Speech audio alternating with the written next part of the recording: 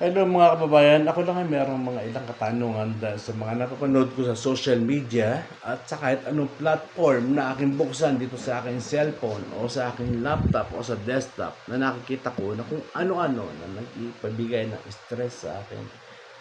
So, meron lang akong isang katanungan muna sa una, ano ba talaga ang mandato ng Kongreso? Di ba, ito yan.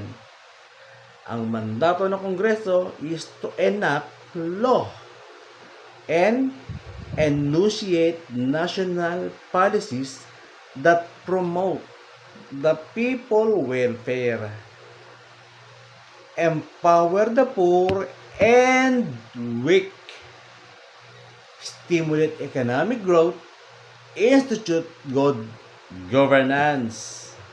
Di ba? Ang linaw-linaw ng sinasabi. Parang wala yata doon yung mag-insert ako ng pondo para sa gobyerno ko dito sa nasasakupan ko. Wala yata doon sa mandato ng Kongreso. So, yung mga pinagagawa niyong project na binibigay niyo sa mga DE, itong DE naman, siyempre, gagawin, kaya lang,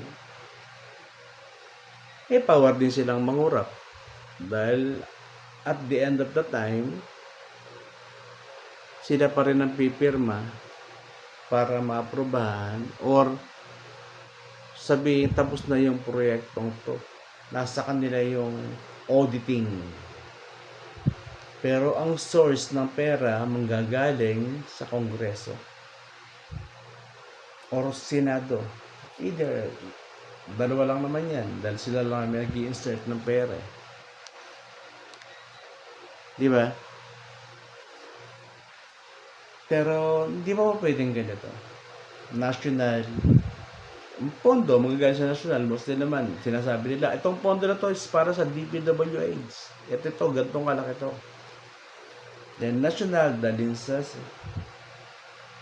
di ba, sa regional, dalhin sa provincial, municipal, dalhin sa barangay, then barangay, dalhin sa mga purok, leaders or parochial.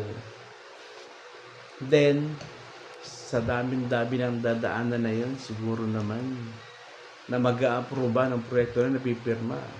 Baka may isa, dalawa, tatlo, or apat na mga tapat na tao bago magawa yung proyekto or bago ma-approve